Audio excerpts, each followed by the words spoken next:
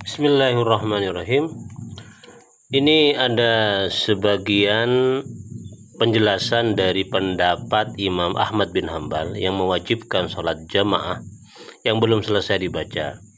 Kemarin di konten sebelumnya saya hanya menyebut sebagian dari ujung pendapat dari Imam Ahmad bin Hambal mengapa sholat jamaah itu wajib.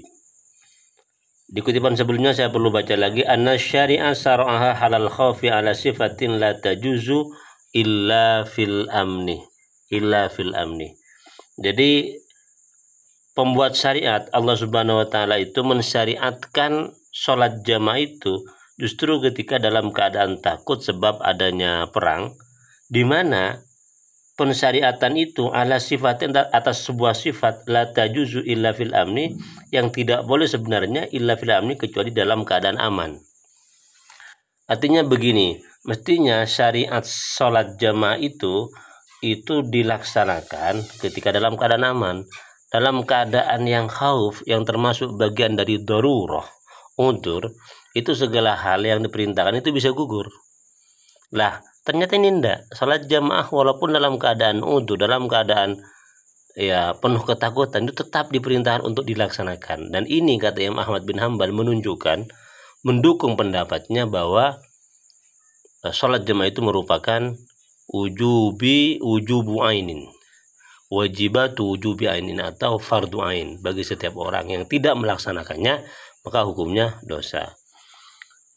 Wa abahal jam'ah, ini lanjutannya, wa abahal jam'ah li ajril motor, dan juga Allah itu memperbolehkan untuk menjamak dua sholat li ajril motor.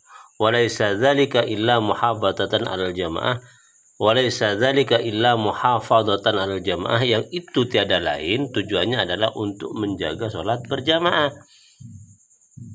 Walau kanat sunatan lama jaza dzalika, andai kata itu adalah disunahkan, jamaah itu disunahkan, lama jaza dzalika, tentu hal itu memperbolehkan, hal itu diperbolehkan. Lama jaza dzalika justru tidak akan diperbolehkan. Jadi andai kata sholat jamaah itu adalah sholat hukumnya sunnah, maka diperbolehkan. Tidak akan diperbolehkan untuk menjamak duhur dan asar misalnya ketika ada hujan. Karena sholat jamaah itu hukumnya wajib, maka kemudian demi menjaga kewajiban itu, duhur dan asar bisa dijamak ketika ada hujan. Lakin laisatil jama'atu syarton li sihhatis shalah. Akan tetapi sholat jamaah itu, berjamaah itu bukanlah syarat sahnya sholat. Kamana soal Imam Ahmad, sebagaimana menetapkan Imam Ahmad. Jadi walaupun orang melakukan sholat sendirian tetap sah sholatnya, tetapi dia berdosa karena tidak melaksanakan kewajiban berjamaah. Rabi'an, yang keempat, aqallul jamaati au mantan akidu bihi al-jamaatu. Aqallul jamaah, paling sedikitnya jamaah atau orang, tan akidu yang melaksanakan bihi dengan man, al-jamaatu jamaah.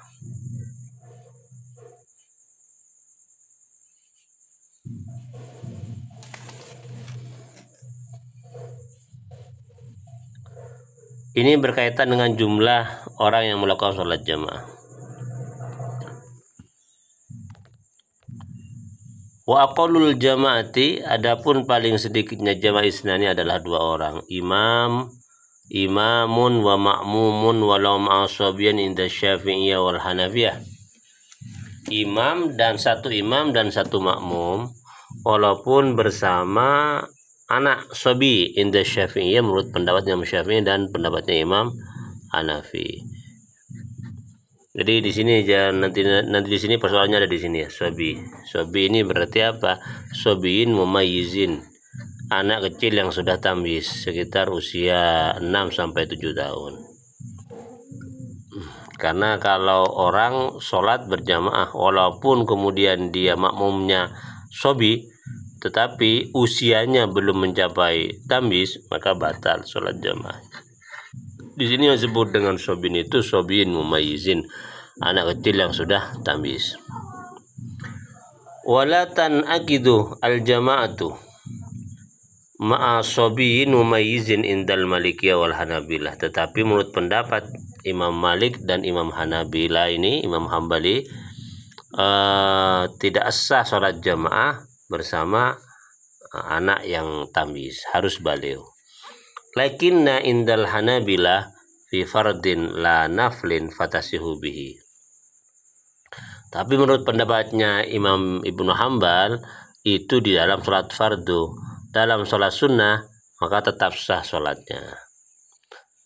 Tetap sah sholatnya jika makmumnya itu adalah anak kecil, walaupun makmumnya itu anak kecil. Tapi kalau dalam sholat fardu tidak sah sholat jamaahnya.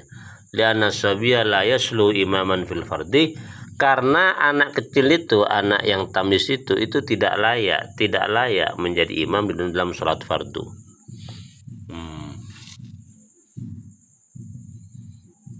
Jadi sebenarnya begini nih. Jadi anak kecil sobi ini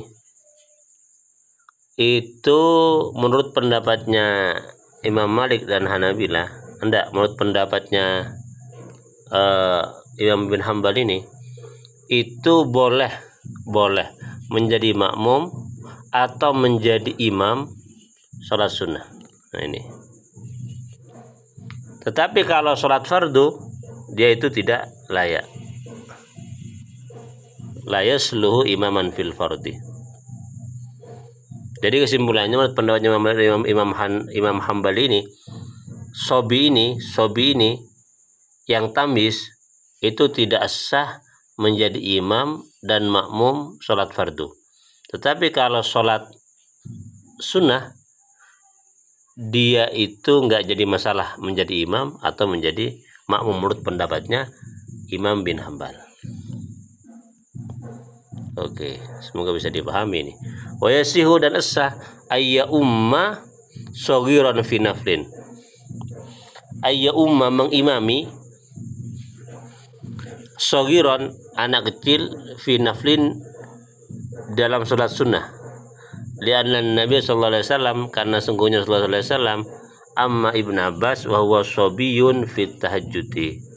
Rasulullah itu pernah mengimami imam sholat tahajud, di mana makmumnya itu adalah Ibnu Abbas yang waktu itu masih usianya masih kecil ya, masih belum tamyiz.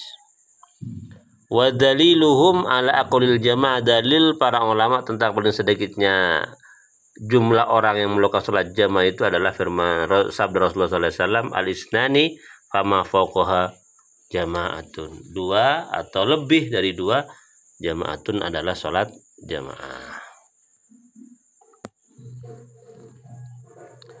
Khamisan, yang kelima, masalah yang kelima, afdalul jamaati wa hudurun nisa'i al masajidah. Paling utamanya jamaah dan hukum hadirnya perempuan di masjid. Bagaimana hukum perempuan hadir di masjid?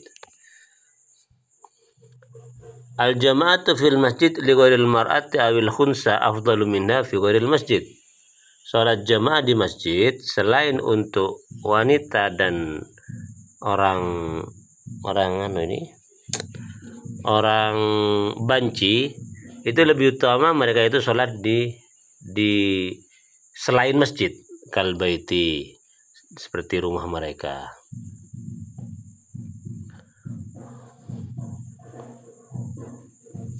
Wa jama'atul mar'ah, dan juga jamaah sama perempuan.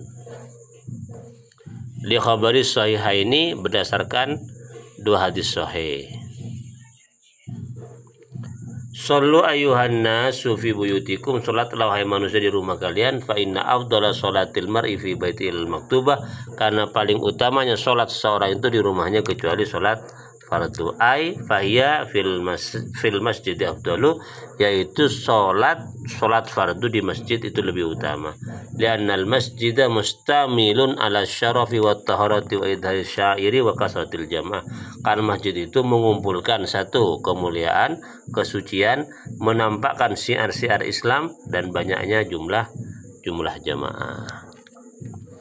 tentang persoalan hudurin nisa ini, tentang ini hudur nisa al-masajid ini nanti ada pembahasan khusus yang lebih luas tentang bagaimana hukumnya mereka sholat jamaah di masjid.